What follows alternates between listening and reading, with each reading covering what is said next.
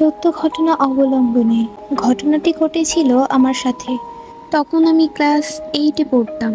তখন করোনা ভাইরাসের জন্য আমাদের স্কুল বন্ধ দিয়েছিল। তাই আমি আর আমার আম্মু নানু বাসায় চলে যাই।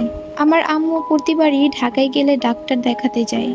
তো ওইবারও আম্মু ডাক্তার দেখাতে গিয়েছিল। আমার আম্মু ঢাকার রাস্তাঘাট না চেনায় আম্মু মামাকে নিয়ে নেয়, সাথে আমিও যাই। তো আমরা সন্ধ্যা 6টা কিংবা 6:30টায় রওনা দিয়েছিলাম। বাসায় এখন শুধু নানু আর আমার ছোট খালামণি ছিল। ওই দিন আমরা আসার সময় জ্যামে পড়ে গিয়েছিলাম, তাই আমাদের আসতে প্রায় রাত 11টা বেজে গিয়েছিল। নানু আর খালামণি আমাদের জন্য বসে রয়েছে। এখনও অনেক রাত হয়ে গিয়েছে, কিন্তু তারা এখনো কিছু খায়নি, আমাদের জন্য বসে আছে। তো আমরা সবাই মিলে রাতের খাবার খেতে খেতে প্রায় রাত 12টা বেজে গিয়েছিল।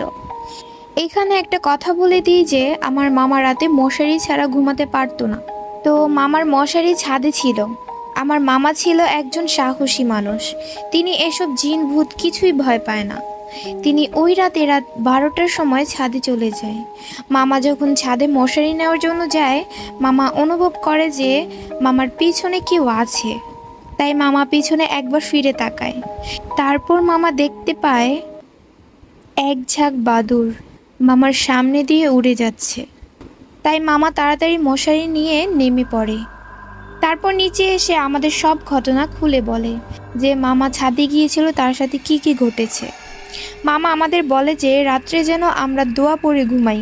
তো ওই দিন রাতে আমি, আমার আম্মু, আমার ছোট ভাই, আমার নানু আর আমার খালামণি আমরা সবাই মিলে একসাথে ঘুমাই। জার্নি করার কারণে আমরা খুব ক্লান্ত ছিলাম, তাই আমি শোয়া মাত্রই ঘুমিয়ে পড়ি। আমি দোয়া পড়তে ভুলে গিয়েছিলাম। তারপর হঠাৎ রাত 3টা বাজে আমার ঘুম ভাঙে একটা শব্দে। আমার পেছনের দেওয়ালে কে যেন জোরে জোরে রড দিয়ে বাড়ি মারছে। আমি তখন খুব ভয় পেয়ে যাই। আমি এতটা ভয় পেয়ে যাই যে আমার খালামণিকে যে ডাকবো সে সাহসটাও আমি পাচ্ছিলাম না। আমার মনে যে দোয়া আসে আমি সে দোয়াটাই পড়তে থাকি। ঠিক সেই সময় আজান দেওয়ার সাথে সাথেই আওয়াজটি থেমে গেল।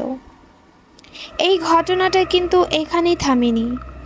তারপর যেদিন আমি দুপুরে খাওয়া দাওয়া শেষ করে মোবাইল নিয়ে একদম কোনার রুমে সোফায় বসে বসে মোবাইল টিপতেছিলাম, আমার হঠাৎই এত ঘুম আসে, তাই আমি ফোনটা রেখে ঘুমিয়ে পড়ি সোফার মধ্যেই।